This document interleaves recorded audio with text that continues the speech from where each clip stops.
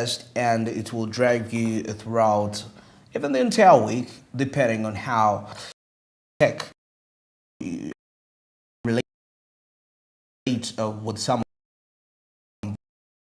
Let's get inspired.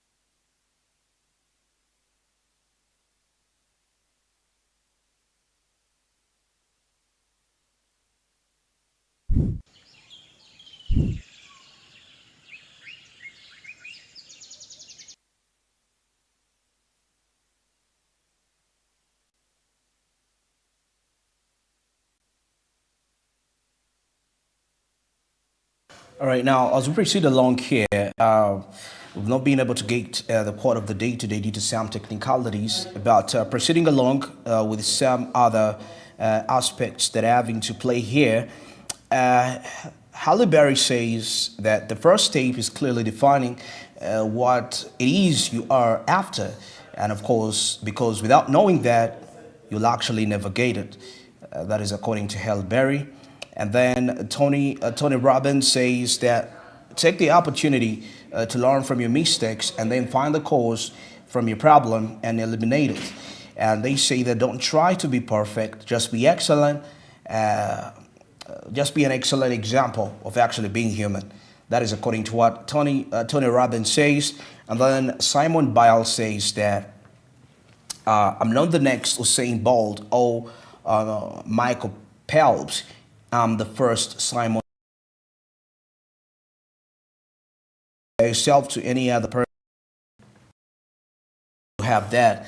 And then Diego Maradona says, my mother thinks I'm the best, and I was raised to always believe what my mother tells me. And that is according to what Diego Maradona says in there.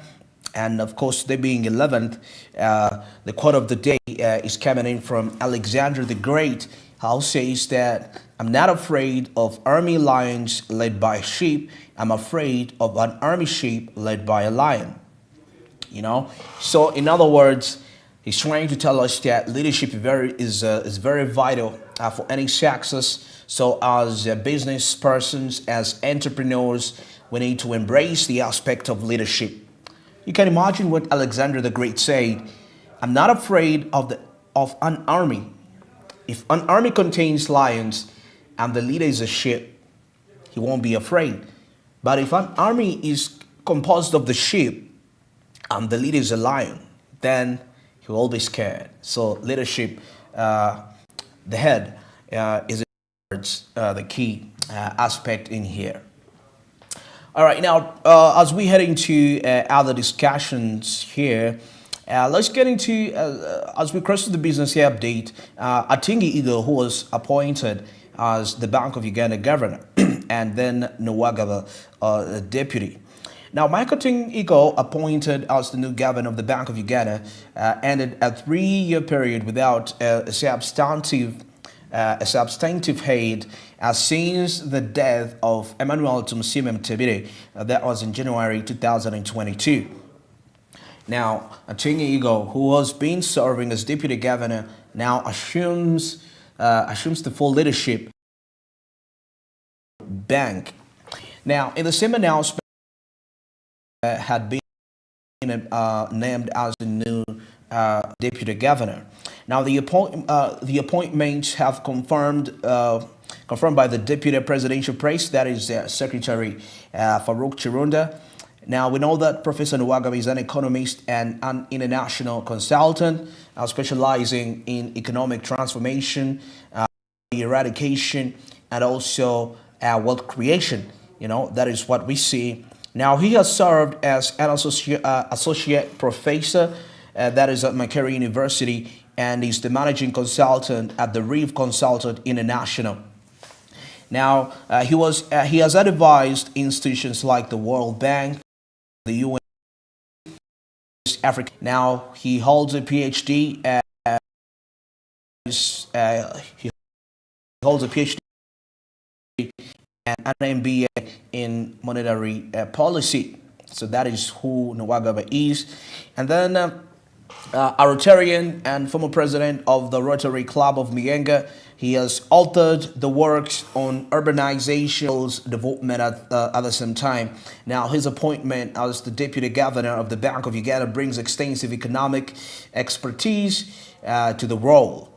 Now, Atingiego, also a Rotarian, steps into the role, is coming into this role at critical time. As the Bank of Uganda navigates economic stability, talking about inflation control, and also the financial sector regulation. Now, economists had long warned that Uganda's failure to appoint governor for 3 years after Mtebili's death in January 2022, and that is changing in the monetary policy. That is what was actually observed.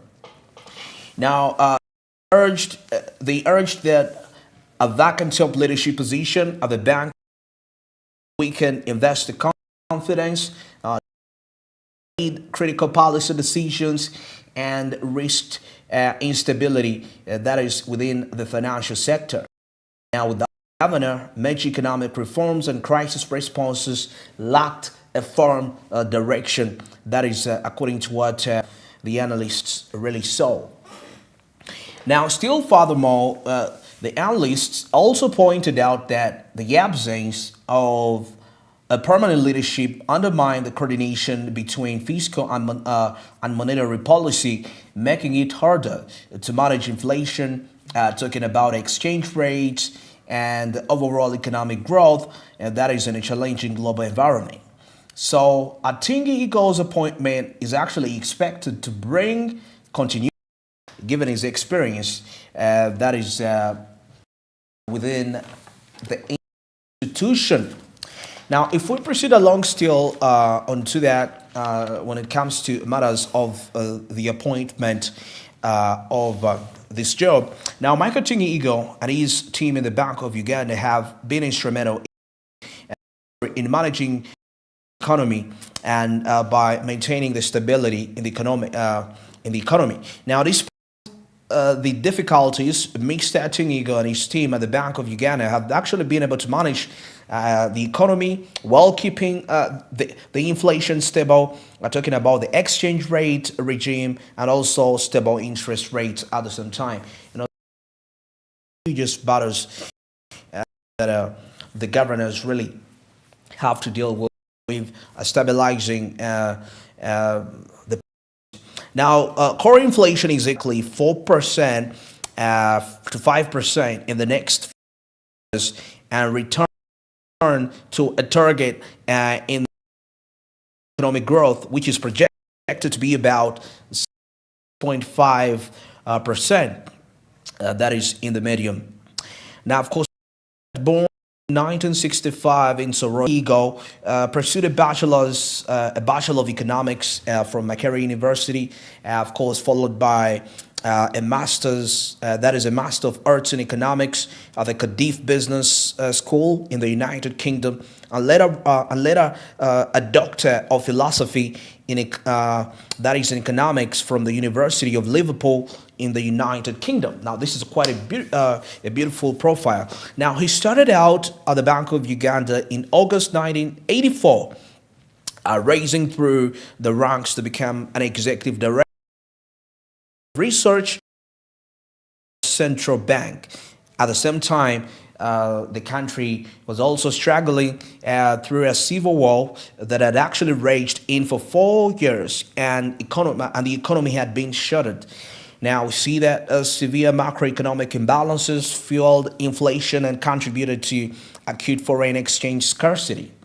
Now, in 2008, he took up an assignment with the International Monetary Fund as the Deputy Director of the African Department based in Washington, D.C., before proceeding to Harare, Zimbabwe, as the Executive Director of the Macroeconomic and Financial sorry, of the Macroeconomic and Financial Institute of Eastern and Southern Africa. That was in September 2018. Now he replaced Louis as the Bank of 2000. Now the post he held until yesterday. Now Mr. Atingigo on February 6th, while presenting the monetary policy statement while presenting the monetary policy statement that economic growth is projected about 6 to 6.5% in the financial year 2024 and 2025 and above as 0.7% the years, forecasting an average inflation 4% and 5% in 2025, and it expects to stabilize around the target medium term. So we're definitely looking at Michael Atingigo. Now, when Mr. Atingigo assumed his duty as the governor of the Bank of Uganda on August 3rd, 2022, the late governor of the Bank of Uganda, that is Emmanuel Tumusiime Mutebile, said that he returns to the bank with a wealth of regional and international experience, of course, well-honed managerial and open communication skills, as well as the commitment to advancing the goals and governance of the Bank of Uganda through professional leadership on key policy and institutional issues. So we're talking about the expectations for Michael Atingigo. Now, Mr. Atingigo and his team in the Bank of Uganda have actually been instrumental in managing Uganda's economy by maintaining the stability in the economy. Now, despite the shocks that Uganda's economy has faced, that is ranging from various aspects. We say it ranging from economic that was caused by COVID-19 pandemic, the upsurge of global inflation following the Russian invasion of Ukraine. All those have been the issues that actually the country Uganda has grappled with during that time. And his term as the deputy governor, he has actually been very instrumental in making sure that the shilling is actually stable. Now, the economy has also expressed domestic shocks related to weather and so many. So let us wait and see what we can actually anticipate from Michael Atingigo, the current governor of the Bank of Uganda. Now, finally, as we wind up the business update reports, Uganda's coffee exports revenue raised to $115 million. Now, the Ministry of Agriculture, Industry and Fisheries has reported that Uganda's coffee export revenue has actually risen to 115 million United States dollars. That is in December 2024. Now, information from the ministry indicates that Uganda exported 413, that's about 60 kilograms of bags of coffee in December 2024, generating 115 million in revenue, marking an increase from November 2024, when about 400,536 60 kilogram bags were exported, earning about 108 million United States dollars, reinforcing Uganda's position as one of the leading coffee exporters in Africa. Now, this increment comes on the heels of a debate when it comes to the future of the country's biggest commodity, foreign exchange earner after gold, after the government decided to abolish the Uganda Coffee Development Authority. Now, the rising numbers highlight the country's ability to sustain and grow its coffee trade despite what we call commodity foreign exchange earner, that is after gold, after the government decided to abolish the Uganda Coffee Development Authority, as we have seen. Now, the increase in the exports comes in the wake of the rationalization, that is of the government Expenditure Program, and which UCDA, which was responsible for the coffee sector development, and several other agricultural bodies were actually merged into the ministry. Now, the transition raised concerns among the key stakeholders, definitely, and the continuity of the key functions such as the quality control, extension services, and export facilitation. However, the ministry has actually farmers, traders, and exporters that all regulatory and enforcement mechanisms previously CDA remain in place and also for fully operational. Now, according to the ministry, technical staff from the dissolved areas is retained, ensuring crucial services as and advisory support continue without interruption. Now, the government remains firm in its commitment to agriculture exports, particularly coffee, which is one of the country's most valuable foreign exchange earners. This is according to David Kasura Chomkama, the permanent secretary of the ministry. Now, despite the positive export performance, the ministry has raised concerns over the poor harvest handling in some parts of the country.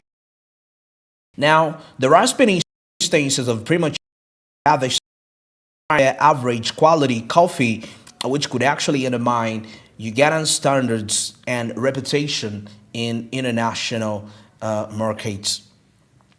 Of course, Chomukama warned that all actors in the coffee value chain must comply with the existing quality control measures to avoid penalties. Now, the public was informed that all the mechanisms, that is including the enforcement that existed before the rationalization of the Uganda Coffee Development Authority into the ministry, remain in full effect. He still further emphasized.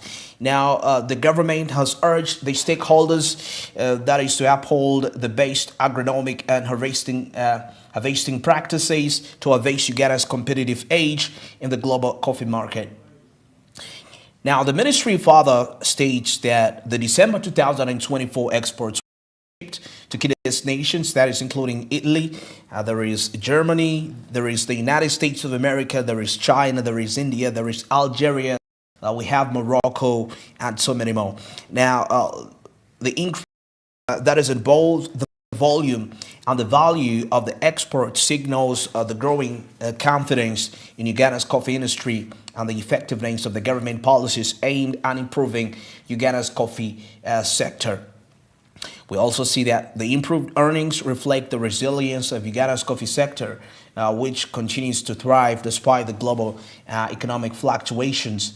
Now, by enforcing the quality standards and investing in farm education, the government aims to enhance Uganda's reputation as a producer of premium quality coffee.